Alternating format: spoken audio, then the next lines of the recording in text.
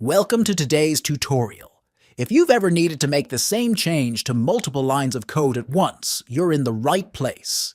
In this video, I'll show you how to use multi-line editing in Visual Studio Code, a powerful feature that can help you work more efficiently.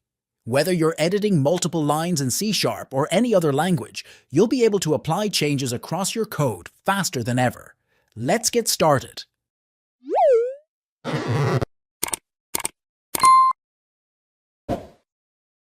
To enable multi-line editing in Visual Studio Code, you'll want to use the keyboard shortcuts for multiple cursors. Here's how. Press Ctrl plus Alt plus down arrow or up arrow.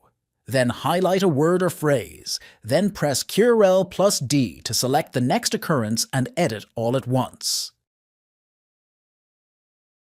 This approach is helpful for quickly changing repeated code or making bulk edits across similar lines. That's a wrap on our tutorial about multi-line editing in Visual Studio Code. Now you can quickly make changes to multiple lines of code at once, saving time and effort. If you found this video useful, be sure to hit the like button, leave a comment if you have any questions, and subscribe for more tips and tutorials.